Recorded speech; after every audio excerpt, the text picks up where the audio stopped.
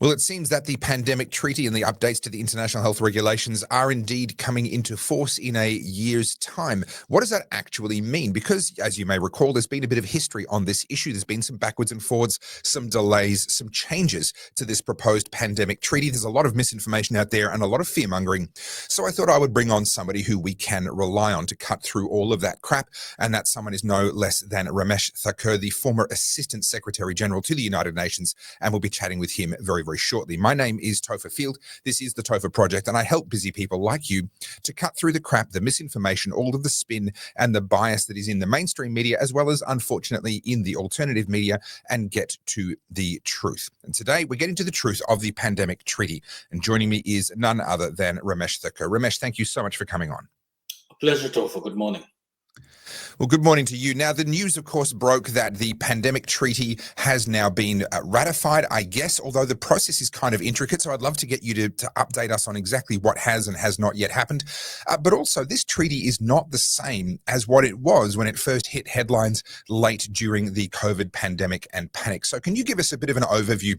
What does this actually mean and what has actually happened? Okay, let's try and make it as simple as I can. We talk of the pandemic accords. That is two separate documents. The first one is the international health regulations. These have been approved, these were approved a long time ago, decades ago. They set the global standards and norms for health. They are legally binding. Now, last year, what they did was they amended the regulations. The amendment is a relatively simple process. It requires a simple majority, and then you have certain time up to which you can opt out of it as a member state. If you don't, by default, you are bound by those regulations. And it doesn't need any further ratification by any of the member states. So that was the first one, and that comes into effect since it was adopted last year in September. It comes into effect in September this year. I think around the 24th, but the exact date I don't remember. So that's one part. Excuse me. The second one is an entirely new treaty called the Pandemic Treaty. So the accords are used to refer to both. The treaty is just the treaty. This was adopted last month by the World Health Assembly. The World Health Assembly is the governing body of the World Health Organization. Strangely, the World Health Assembly has 196 members, whereas the WHO, I think, has 194. As a new treaty, it requires 2/3 vote rather than simple majority, and it is subject to constitutional ratification or ratification by constitutional processes in the different member countries. In our system of parliamentary government, that's relatively straightforward. The executive decides and goes ahead. In the US system, it's anything but straightforward. It requires ratification by a 2/3 majority of the Senate. Now, of course, that's a moot question because in the meantime, and we'll come back to that later, President Trump has pulled the US out of the WHO anyway. But it means that the United States is not going to be part of that. And in case I forget, just as a reminder, recently, in fact, I think last week, US Health Secretary Robert Kennedy Jr. traveled to Argentina, and he and the Milei administration, their health secretary, have announced that they are going to launch an alternative to the WHO as a new international health organization. So it's not just rejecting the WHO, it's accepting the principle of the need for some international health collaboration, but it's an indictment of the WHO for its COVID performance and for its corruption into a bureaucratic bloat and too deferential, shall we say, to pharmaceutical interests. So that's where that initiative comes from. Now, I think we have until July as Australia to ratify or not the new treaty. So that's where that comes. That is important because you cannot read either one of the two by itself. You have to take them together. And what it does is, yes, the new treaty now, in the form adopted, is considerably softer and weaker than the original iteration. That would have strengthened the WHO as an international secretariat, as a bureaucracy, and the Director General, and officially represented a significant intrusion onto national sovereign decision making. So it's softened. I'm not sure that the practical import of that is all that different. It explicitly now reaffirms the importance of national sovereignty. So that's fine and that's good. Nonetheless, if Well, I'm sorry to interrupt my interview with Ramesh Thakur, the former Assistant Secretary General of the United Nations, and a man who has been on the right side of history all the way through his career. We will hear a little bit more about his background and career and how he got away with saying the things that he said a little bit later on in this interview. But I am 100% viewer supported because I give platforms to people like this, people that the mainstream media, by and large, don't really want to listen to because he doesn't conform to their preconceived ideas and narratives. And so I rely on you guys to make it financially possible for me to do this full time, which I do. So if you haven't already, please head across to goodpeoplebreakbadlaws.com. You can check out my books. This is Good People Break Bad Laws. This is all about civil disobedience in the modern age. Ramesh has a copy of this book. He's read it. He loved it. Then there is my second book, Good Christians Break Bad Laws. This is about the theology of civil disobedience. Then there is Battleground Melbourne. This is my multi-award-winning documentary all about what went down in my home city of Melbourne when the World Health Organization and the United Nations effectively de facto took over the world. And you can find all of that at goodpeoplebreakbadlaws.com. And if you'd just like to leave a donation, maybe you've already got my books and my t-shirts and my hoodies, then you can do so at topherfield.net. You can leave a donation there via the Buy Me a Coffee button. And in the process, you're going to be helping me to keep bringing you stories just like this one. Now, without further ado, let's go back to Ramesh. If you go down into the 4 or 5 years of COVID experience, I certainly have zero confidence in the ability of national decision makers, both the executive and the parliament, to stand up to their health bureaucrats. And the health bureaucrats nationally are part of an international technocratic elite. This is a worldwide phenomenon that we've seen across the board, climate change, another example, net zero, but other areas also.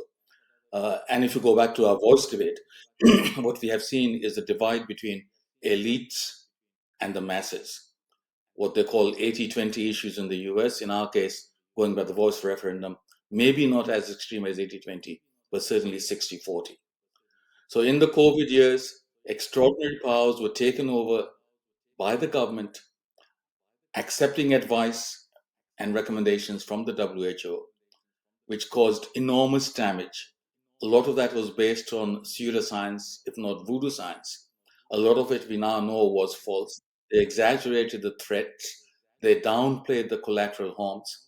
They paid no heed to long established individual rights, civil freedoms, civil liberties, and they did all that without parliamentary scrutiny or really the government's saying to the experts, you are at the table, but we are still the head of the table. You give us advice, we decide. So there's a lot of that. And the two sets of treaties, amendments plus the new treaty, effectively rewards the WHO for its bad performance, locks in the dysfunctionality that became evident during that. And instead of operating using the organizing principle of subsidiarity, where you begin in the clinic with the sanctity of the doctor-patient relationship, then move to regulators at the state level and at the national level, and then the WHO as an international coordinating body and clearinghouse. Instead, you turn that upside down, and it's the international technocratic elite. What one of the British lords very evocatively called the lanyard class. These people wearing the lanyards, officious, rules and process obsessed. They think they know best. And our job is simply to carry out what they tell us to do rather than question them. And if we do question them, we'll be taken off the public square. And you suffered personally. And I was fortunate in that as a retiree, they couldn't really do much to me in terms of my job. But there's lots of people in Australia who paid a heavy price professionally as well as personally for that. So I think before going down this route, I would like a national, genuine COVID inquiry because it turns out more and more that the dissidents were right. people like you, people like me, who questioned this and said it doesn't make sense. And I would like an open, comprehensive, and rigorous inquiry into the WHO performance. What did it do good? What did it do bad? How can we keep the good, retain the good, but get rid of the bad? None of this has been done.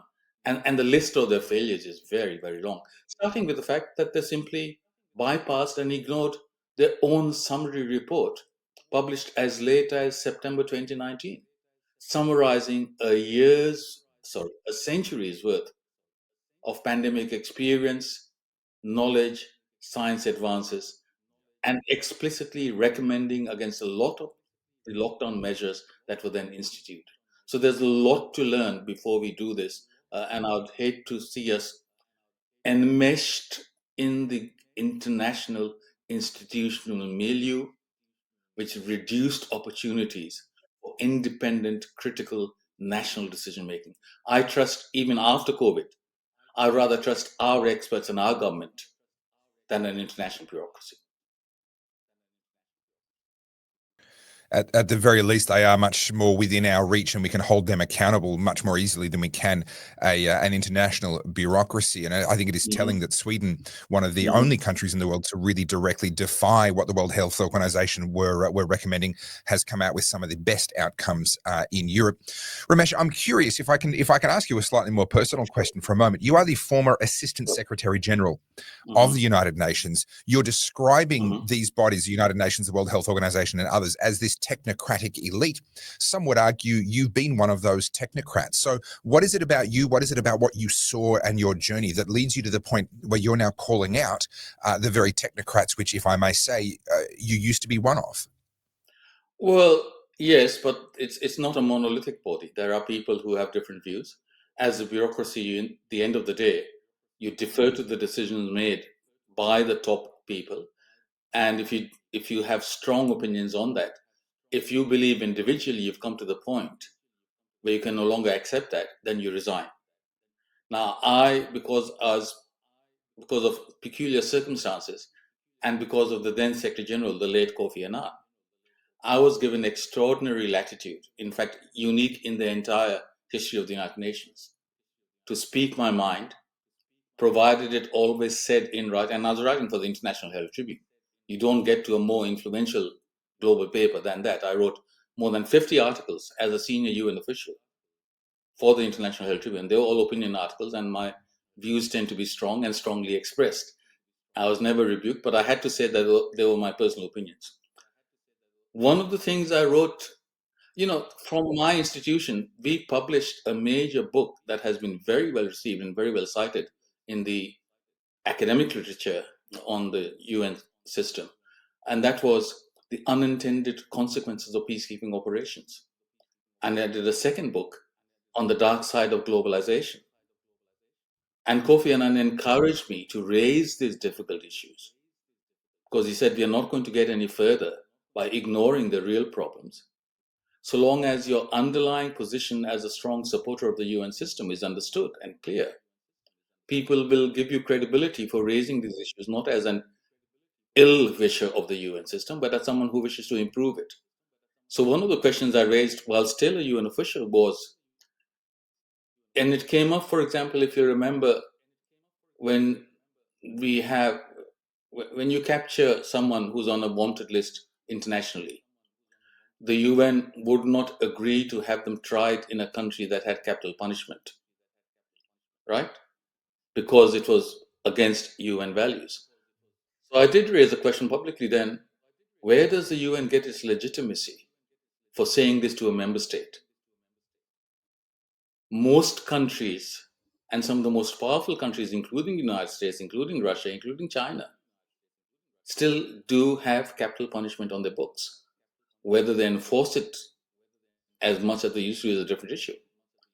So on what basis do we say that we will not permit a trial to be held in the United States because they still have capital punishment?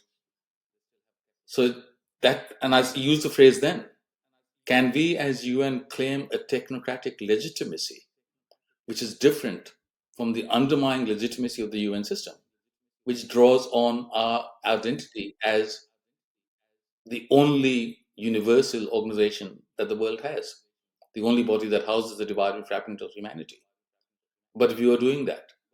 So, in many ways, the UN had earlier than many other countries reflected the progressive elite consensus, which departed sometimes from majority views, even in these countries. So this wasn't something new. And I took that early on.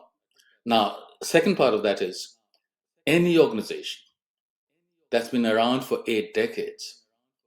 Now, UN is meant to be there forever because it's both cooperation and muting conflict. But if you take something like a WHO in terms of its core mission, it was set up to do certain things. 80 years later, either it has succeeded in its core mission, in which case we should wind it down and say, thank you very much, you did very important work. The most commonly cited, and rightly so, is the eradication of smallpox.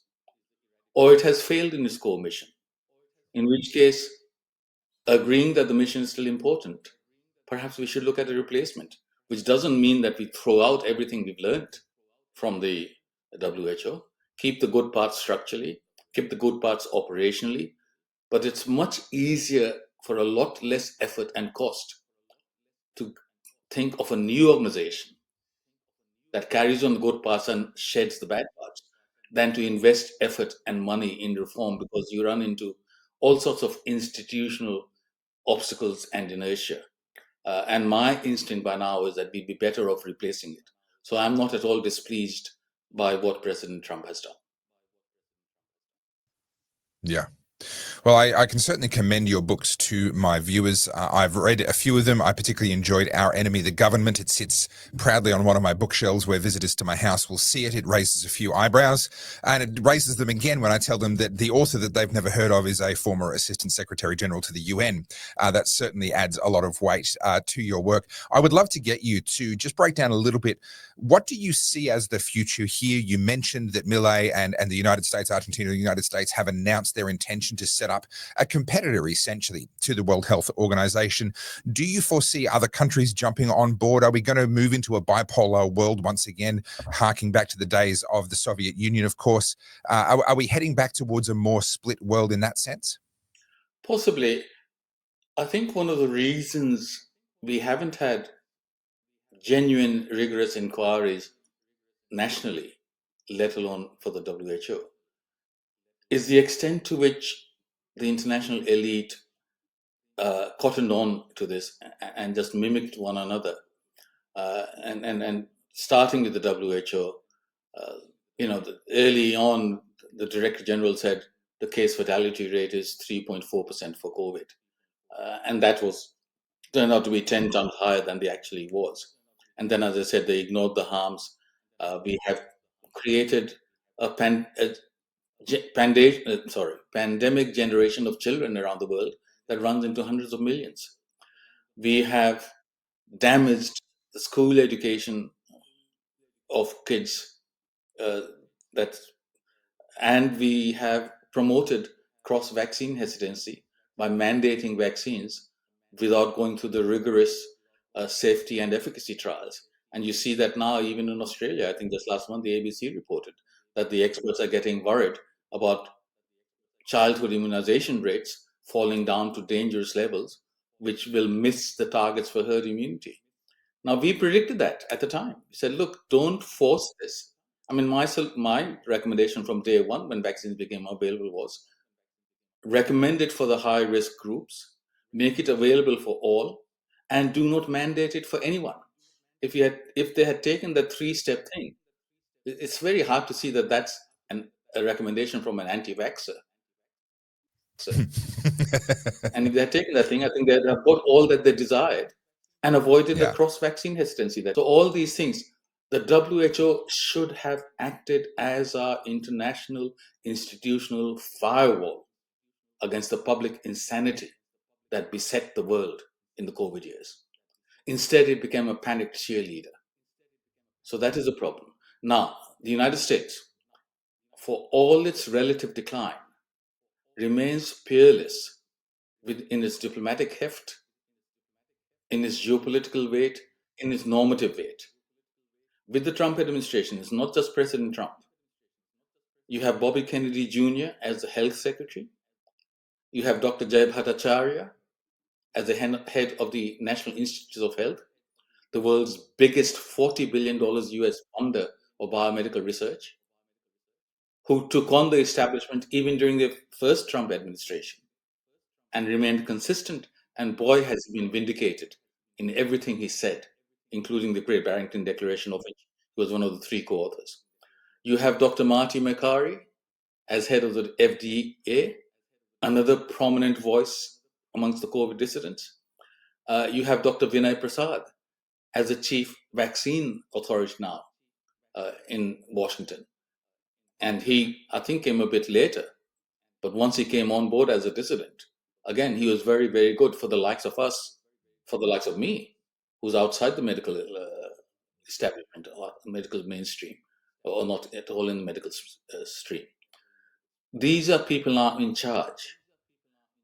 So I think the normative weight and gravitational pull of the United States will send ripples across the world. And I would hope, because of our close and intimate relations with the United States, we would at least look at it closely instead of falling victim to the so-called Trump derangement syndrome and saying, poof, they're just being far-right opposition.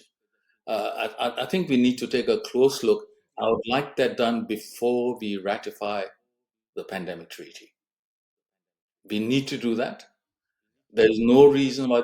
And if we do that from the start, it gives us a voice at the table in redesigning a new system that is better suited, more fit for purpose to today's world, doesn't bring all the accumulated pathologies that have gathered around the WHO system, and allows us to achieve the same mission, avoid mission creep, and most importantly, avoid the malign influence of profit maximizing pharmaceutical industry, which doesn't have a good record. It used to be the bête noire of all left-wing activists with good reason. And strangely enough, they are now the greatest cheerleaders for international big pharma. But it also allows us to escape the malign influence of bad actors and potential adversaries. China's record in this doesn't stand up to scrutiny.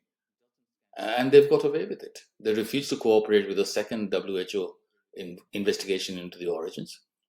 With each passing month, it looks more rather than less likely that the origin was in fact a leak from the Wuhan lab. The key question is how much of that was actually US funded rather than whether it leaked from there. Zoonotic origin, I think there are fewer takers. That's the consensus, not consensus, but certainly majority view of the US intelligence agencies. I think the British intelligence agencies are also of similar view. Similarly, I believe in Germany. I don't know what our intelligence agencies say, but they would have access to a lot of this through the Five Eyes system. So I think, let's have a lot more transparency about what happened before we say that's history, let's get on with it. And one final point, by the way, and that is important. Pandemics in the long history in recent times have diminished in their gravity and seriousness and lethality. If you look at the 125 years now since the Spanish flu, the total number of dead in all pandemics combined, do you know what it is? In 125 years?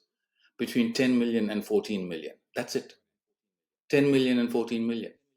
In 2019 alone, the total global death toll was 55 million, not from all disease, just total toll, of which infectious diseases was 18 million or so, something like that, and non-communicable diseases were 40 million.